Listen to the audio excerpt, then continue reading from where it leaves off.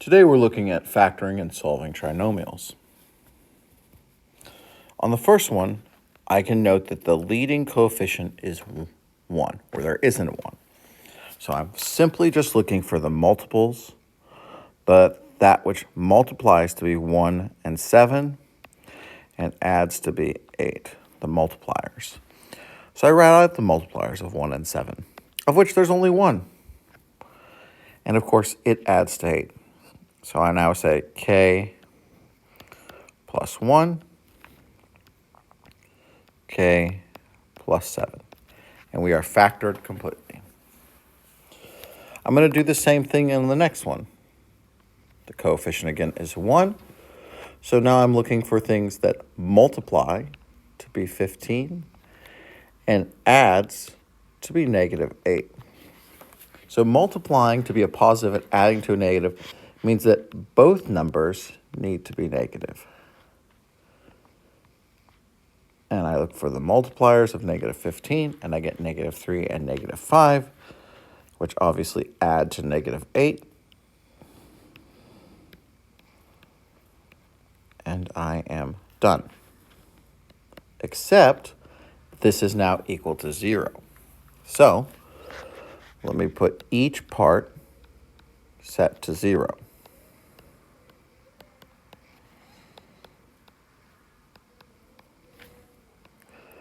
N is 3, and N is 5.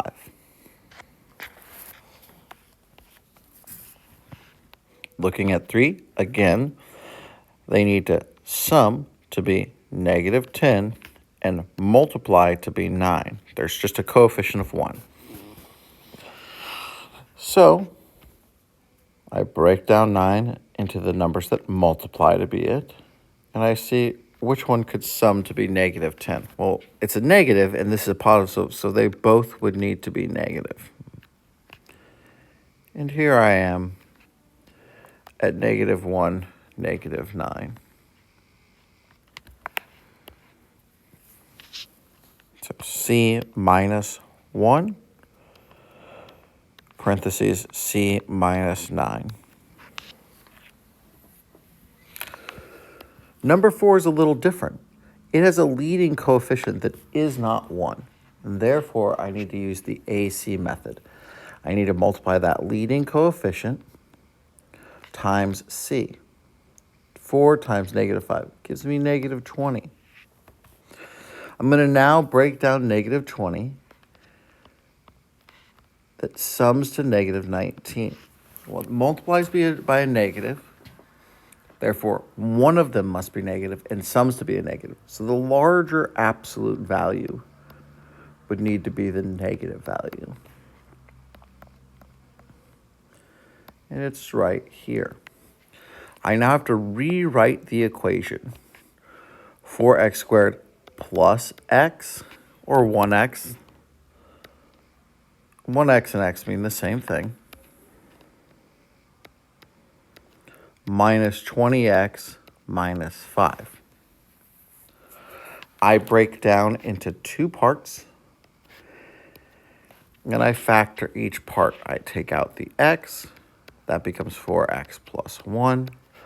I take out negative 5, then that also becomes 4x plus 1. These two pieces go together, x minus 5 and 4x plus 1. And we're done. Number 5 is similar to this, although it's set equal to 0. So let's start again with the AC method, multiplying by 8 and 7, giving me 56. And 56 needs to sum to be 30. That 30 comes from right here. I break down 56 into its parts.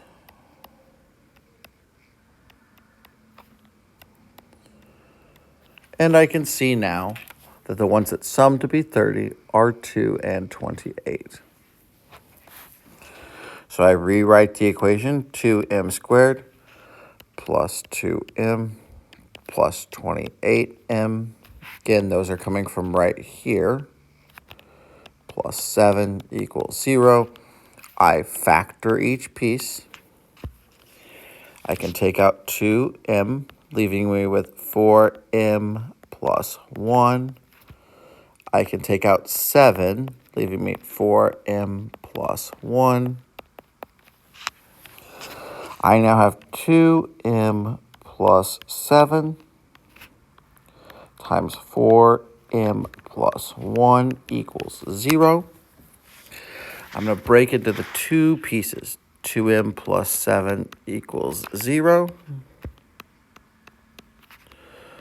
4m plus 1 equals 0.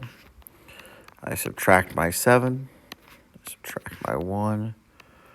2m equals negative 7. I divide by 2. 4m equals negative 1. I divide by 4. M equals negative 7 over 2. And m equals negative 1 over 4. Moving on. I go my AC method. 4 times negative 6 gives me negative 24.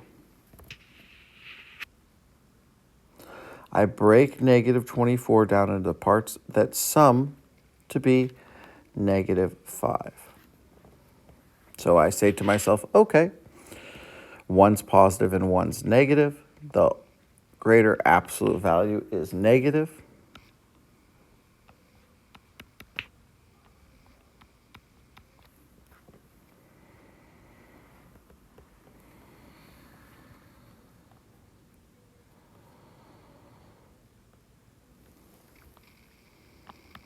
And I see which of these sum to be negative 5. Well, that's this one right here.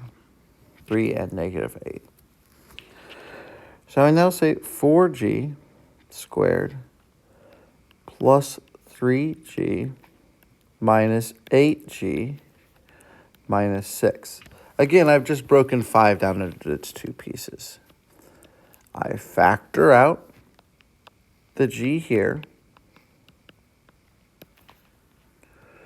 I factor out here from this one negative 2, leaving me also 4g plus 3. And I just put those together. So g minus 2 times 4g plus 3.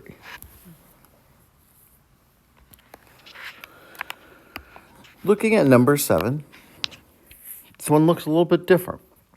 The first thing I can see is this has 4 and this is 36. I can actually divide out 4 before I do anything else.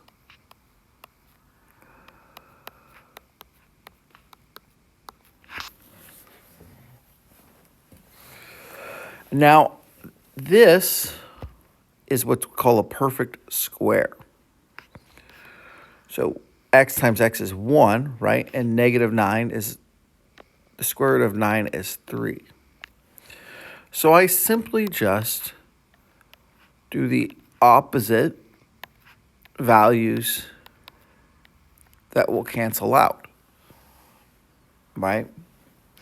Negative 3 times 3, negative 9. Negative 3 plus 3, 0. We're going to do the same thing here. We look and we see, okay, this is also a perfect square. There's no x term and there's a c. So I'm going to take the square root of 49 and the square root of 25. 7 and 5. So 7x minus 5, 7x plus 5. It's still set equal to 0. So we have to solve that part still.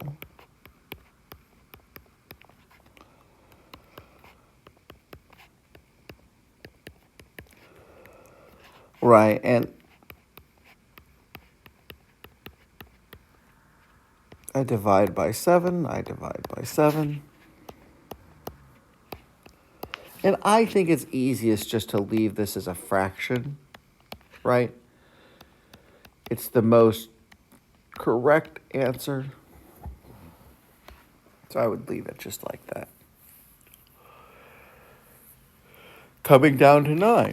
Again, we can see, we can see that these are both perfect squares and that there's no term in the middle. So we're going to do the difference of perfect squares. The square root of 16 is 4, the square root of 1 is 1. So we say 4x minus 1, 4x plus 1. It's also being set to 0, so 4x minus 1 equals 0, 4x plus 1 equals 0, and we just solve it with our two-step equations.